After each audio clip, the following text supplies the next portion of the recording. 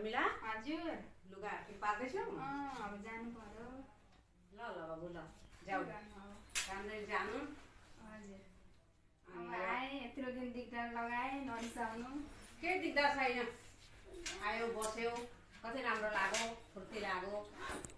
अब कस्तो सुन्ने हुने हो त? आउनु तपाईहरु पनि यसो। आउँछौँ हामी आउँछौँ माता पिताको सेवा गर्नु, ल ल आमा बाउलाई राम्रो गर्नु।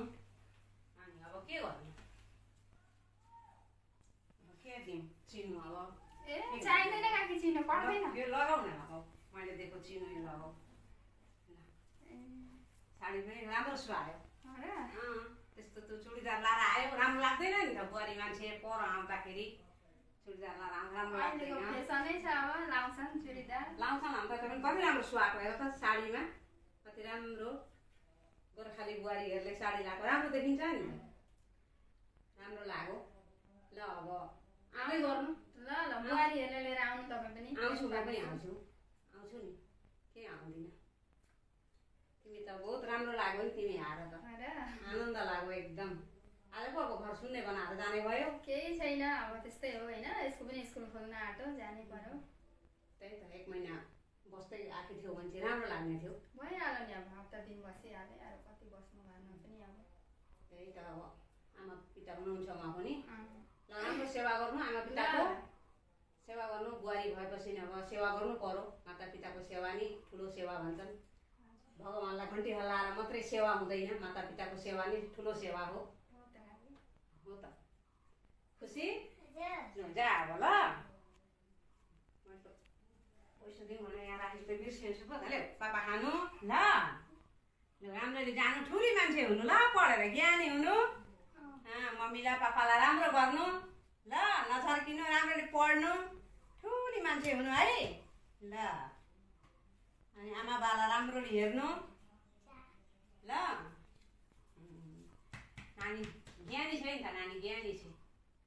दिदी हजुर ठिक पारिसक्नु भयो? त भयो नि त। अनि यसलाई किन लुगा चाहिँ हालेर ल्याएको नलागिनु भएको? मान्दिनँ हेर्नु न। म यही लाउँछु, मलाई यही मनपर्छ। के राम्रो लागेन हालेर ल्याइदिएको? राम्रो लाग्यो, अनि के गरममा यही लगाएको थिएँ नि। गरमले गर्दा काटा प्रब्लम उसलाई होइन त म यो बेग बोकिदिन्छु नि त। खै काकाहरू साथ मार्दै हुनुहुन्छ। काका बस्नु बस्नु आउनु अब काकीलाई लिएर यसो। हुन्छ के छ? आउँदै लगाएको जाऊ यसो घुम्दै आउनु ल त। ल ल हुन्छ जी। सुन्ने त हुने भयो त हो, सुन्न त हुने भयो त। ट्याउ ट्याउ ट्याउ ट्याउ ट्याउ बोलिरहन्थे मैना चरो, आज जाने भयो मैना चरो घरै सुन्ने पारेर। गरम अन्त भएपछि आउनु नि त। ल तिमीहरू पनि आउनु यसो घुम्दै, म मात्रै होइन त। अलिकति पर भेटिन्छन् टमटम। हुन्छ भइहाल्यो। बर्खा आउँदैछ, लु थुकिदिएँ तातो यता नआओस्। त्यही जा ल लु त बस। ल ल मम्मी तपाईँ दिदीले त्यसरी भन्नुभयो त्यतिखेर सुनेको थिएन भने के हुन्थ्यो बिचरा, कति दिन आइ अहिले बसेर जाँदा कति राम्रो लाग्यो। त्यसरी तपाईँले भन्नुहुन्थ्यो, पाहुना आउँदा त्यसरी भन्छ मान्छेलाई, कति कुरा साझा आँखा भगवान्को रूपमा पनि आँखा हुन्छ, त्यसरी भन्नु हुँदैन त। तपाईँले हामीलाई सिकाउनु पर्ने, हामी पनि तपाईँलाई सिकाउनु। त्यही त मैले त सुनिनँ, लताले भनेर है मैले पनि जाने जस्तो भन्नु हुँदैन त मम्मी। त्यही त अबदेखिबाट चाहिँ नभन्नु कोही पाहुना आउँदाखेरि। अब मैले जाने त यी मान्छे कति लक्षण के गर्छ भनेर मैले सबै सम्पूर्ण कुरो बुझेँ त। यी मान्छे कति लक्षण म तपाईँलाई भनेको थिइनँ मात्रै होइन, सबै पाहुनामा लक्षणै हुँदो रहेछ जस्तो अहिले चाहिँ मैले भाबिरहेको छु। किनभने त यी आइन् यत्रो 1 हप्ता बसिन् तर केहीको अभाव भएन घरमा। तपाईँले कस्तो गर्नु दाल बसाएँ मैले, ला दिदी आइपुग्नु भएछ भन्थ्यो, त्यो दाल भरे धेर पनि भयो। पाहुना आएको त्यस्तो होइन रहेछ, बहुत राम्रो छ पाहुना आएको।